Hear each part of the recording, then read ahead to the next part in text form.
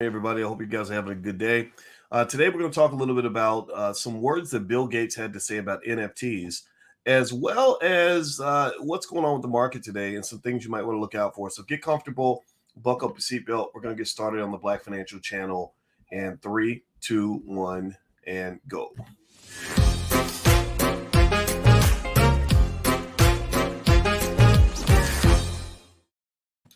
Good morning, everybody. Welcome to the Black Financial Channel. That's theblackfinancialchannel.com. My name is Dr. Boyce Watkins. I'm your friendly neighborhood finance professor.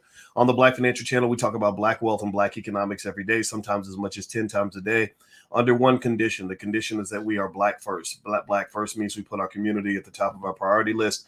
Black first means that we are closing the racial wealth gap.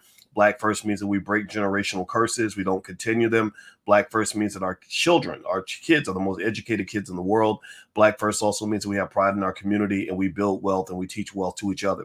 If you agree with this philosophy, put a hashtag B and the number one in the chat. Hashtag B1. That's the Black First motto. So make sure you let everybody know that you love yourself and you love your community. All right. So anyway, I want to say hello to Leandre and King Edwards and Stephen and Unconventional. Shout out to your city that you're coming from today. Put your city in the chat. I'd like to see what city you guys are coming from. Hello, everybody on Instagram. My Instagram is The Real Boyce Watkins. So let's just jump right into it. So this morning I got up and I was thinking about the market in terms of some of the things that are happening today. Today's a big day in the stock market. In case you don't know, Fed Chairman Jerome Powell is going to make an announcement about 2:30ish in terms of what he's going to do when it comes to interest rate increases. This is a big deal because inflation has gotten really, really high, and now people are sitting back saying, "Okay, so what are you going to do about it? What are you going to do? How are you going to fix that?" And so the original expectation was that they were going to increase interest rates by 50 basis points, which is basically like half a percentage point. Now the expectation is 75 basis points after it was leaked to the Wall Street Journal. And this leak was probably deliberate. These leaks happen because somebody calls the Wall Street Journal and says, "Hey, I got some information." But really, there's nothing necessarily sinister going on. But don't think that it's a false leak. It's probably true. They're assessing, I think, about a 95% chance that there's going to be a rate hike of 75 basis points, which is much more aggressive than what they had before. Why does that matter? Well, because remember, when the Fed increases interest rates, that reduces, that slows down the economy, and it's supposed to tamper down inflation. Good luck with that. Well, anyway, so that's the thing you want to look out for. It's probably going to cause some volatility right now at this particular time of this recording. The stock market is expected to have a little bit of a bump as the day begins, but still, that's kind of iffy. There's a stock actually I talked about yesterday that I actually bought. I bought a bunch of shares this morning of Coinbase because I think Coinbase is actually very, very nicely priced for what's going on. Now, speaking of Coinbase, I'm going to give you guys some thoughts on that in a second, but do me a favor, hit the thumbs up button, thumbs up, thumbs up, thumbs up, share, subscribe. Also, if you are new to money and you want to understand how to use the power of money to strengthen your family, take a visit to blackmoney101.com. Blackmoney101.com is an introduction to the power of money from a Black perspective. Everything I do, all the research I do is designed for our people so that our people can get ahead with our families and our community. So Black Money 101 is all about an introduction to the power of money and how money is used to control Black people and how you can make sure that money is not used to control you or control your children. I'm tired of our people being slaves. I'm tired of our people being left behind. I talked to Dr. Claude Anderson last night. He sends his regards, and he's also sick and tired of us being sick and tired and us sitting around complaining when we can do better for ourselves. So feel free to go to blackmoney101.com if you'd like to take a look at an exhaustive curriculum I put together on the power of money and how Black people can utilize the power of money to strengthen ourselves and not weaken ourselves. The URL's on the screen.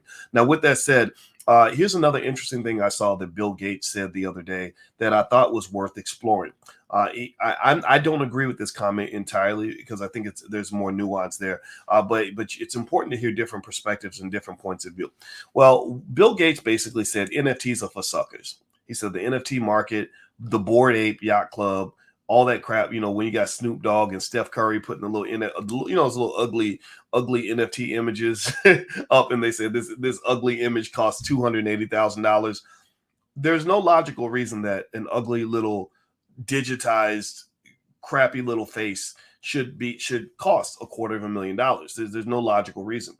And one of the things that you have to be cautious about with NFTs is there is what is called there's a guy on my dissertation committee when I finished my PhD by the name of David Hirschleifer. Hirschleifer used to write about something called a herding effect. where basically investors tend to move in herds. We tend to follow the pack. People tend to follow the crowd. And psychologists actually say that 75% of us will follow the crowd, even if the crowd is wrong. Even if the crowd is wrong. Did you know that? That literally 75% of all people will follow the crowd, even if they know that the crowd is wrong, because there's safety in numbers. Now, mind you, I'm not in that 75%. I'm in the 25%. I'm looking for the 25%. Those are the people that I like to roll with. I'm not trying to be part of the 75% because sometimes the 75% is stupid. Now, I'm not saying that all NFT investors are stupid. This is not what I'm saying. I will say Bill Gates, though, he thinks NFTs are built on what is called the greater fool theory. The greater fool theory is basically this idea that says, look, I'm going to go out here and make a sucker move. I'm going to go out here and I'm going to buy this bottle of water for $8,000 because it's a special bottle. It says Essentia on it. And it's a Dr. Boyce collectible because I drank 10% of the bottle, which makes it very special. So I'm going to put a lid on this thing and I'm going to put a price of $8,000 on this bottle of water. Well, the bigger fool theory says that there is somebody out there who is a bigger fool than I am. If I paid $8,000 for this bottle of water, there's somebody out there that will buy it from me for $8,500. I make a $500 profit. That's a good investment, right? Now, Bill Gates is actually not entirely incorrect. A lot of your assets, some of your cryptos, your NFTs, even some things like art are built on a greater fool theory, and you have to be really careful on that in the sense that some would compare it to almost like a Ponzi scheme. In a Ponzi scheme, that's how it works. It's like musical chairs. Eventually, you run out of chairs. Eventually, there's somebody that gets hurt. Eventually, there's somebody holding the bag when the bag doesn't want to be held by anybody. And so he's not entirely wrong. But here's where I think there's some nuance there. When you talk about the NFT market, you're talking about something that, to me, in my view, isn't that much different from a digitized version of the art market. And if you look throughout history, the art market has always been very strong. In fact, there was an Andy Warhol painting that just got sold for $197 million. I kid you not. Now, would I pay that much for an Andy Warhol painting? Probably not. Even if I thought there was a bigger fool, even if I thought that holding this art was going to make me money in the future, I still wouldn't do it. I just wouldn't do it. I'd rather spend that money on a building or something, or maybe some farmland, or maybe some sort of productive asset that's actually going to generate things. And there are investors who think that way. Bill Gates thinks that way. A Warren Buffett thinks that way. That's why Bill and Warren are buddies, right? LeBron James learned from Warren Buffett. That's why LeBron James is now a billionaire, because back when he was 22 years old, he was listening to Buffett as the OG to explain to him how to get ahead. That's why I encourage all you young people, listen to the OGs, listen to the older people that know what they're talking about. If you listen to dummies your own age, and they're only going to guide you. It's the blind leading the blind. And so I don't want you to be blind. I want you to be able to see, and I want your economic goggles to be put on so you can know where the money is. So anyway, with that being said, Gates's remarks are not entirely wrong. Those remarks probably sound a little more intelligent now that the whole market has kind of collapsed. This is kind of the great reckoning right now. All of the old heads are basically looking at the market right now and saying, ha, I told you so. I've been warning you. I've been warning you. And they've been warning you for like 5, 6, 7, 8 years. And now this is their chance to kind of gloat and say, hey, I told you that the market was overvalued. I told you that bad things were going to happen. And that's fine. But the problem is that during that time, when all that prosperity was taking place and all that money was being made, that doesn't mean you can't still dip your foot in the pool and go get paid. There was a lot of opportunities for you to make a ton of money over the last 8 years. Now, it doesn't mean those opportunities are gone. You're just living in a different world. You're in a different economy now. So you have to think differently. You have to learn different trading strategies when it comes to investing. But at the same time, the fact that they're right doesn't mean that it was wrong for those of you that did participate in NFTs when NFTs were hot, or that did participate in stock market in speculative stocks when they were doing really well. But the key idea here is basically moderation. What you can learn from these guys is that, look, if you're trying to get into NFTs, don't go head first, but full body with NFTs, like where you say, I sold my house and I'm going to go sell my house and go borrow on my credit card so I'm going to go buy me more crypto. Don't do that. That is the sucker move.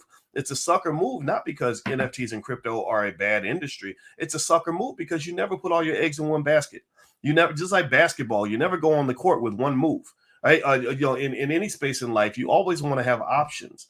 In fact, as black people, I'm gonna turn black for a minute and remind you guys. Look, the number one reason that black people feel enslaved is because you ain't got no damn options.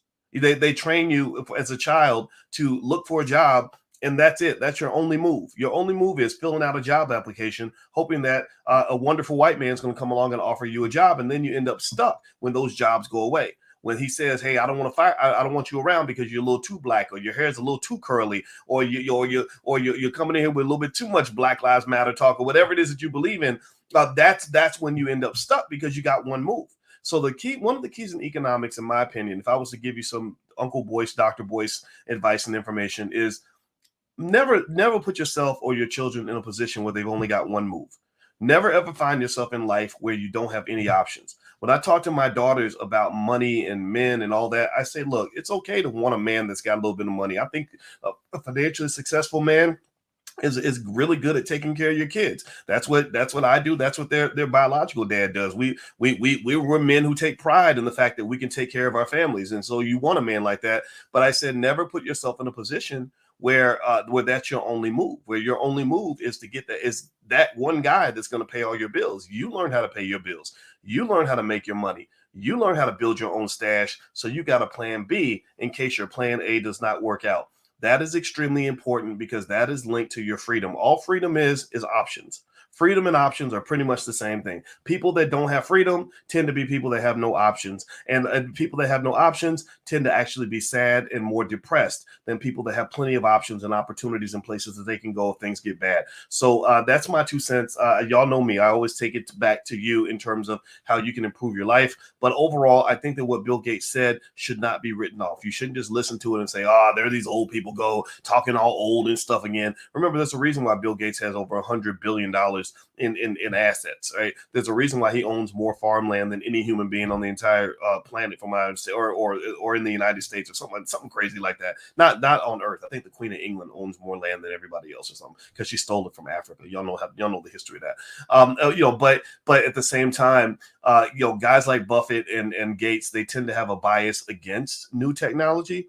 But at the same time, I think that they're missing an opportunity by being so close-minded to it all, because I do think that the Bitcoin market is very, very real. I think the NFT market is going to sustain itself. But also remember, these are very, very risky markets because you have a lot of bad players in these markets. These are new industries, and whenever you have a new industry, you have money launderers coming in, inflating the prices of assets. You have people coming in that are manipulating the market because there's no regulation. So this is why those of you who are sitting on the sideline, licking your lips saying, okay, I want to get a piece of that money, you got to be really careful, because if you go in that space where all the players that control the market are doing things that are a little bit shaky and unethical, you might be the person left holding the bag. You might end up becoming the bigger fool. And I don't want you to be a fool. I don't want you to be a sucker. I want you to be smart. I want you to be a winner. That's why we have these conversations. All right, guys. Well, I got to run out of here. As you see, I'm looking off in the fast here today because I gotta give a presentation with a corporation today. We're gonna be I'm actually talking to their black employees. And whenever I get invited to speak to a company's black employees, I always have to be on my best behavior because I ain't trying to get nobody fired by being a little bit too black. But y'all know me. I still got to be honest. And we're going to talk about black wealth today. So I got to go get ready for that presentation. I'll chime back in a little bit later on today. Make sure you subscribe, hit the subscribe button, thumbs up button, etc. If you're on Instagram, just hit the link in the bio and you can get a free e-copy of my book. And also you can get some investment tips and advice and information that I send out to my students on a regular basis. So feel free to visit boycewatkins.com if you'd like to become a better investor. Well, have a good day, everybody. Hit the thumbs up button on your way out. I will see you soon. I'll talk to you later. Take care now. Peace.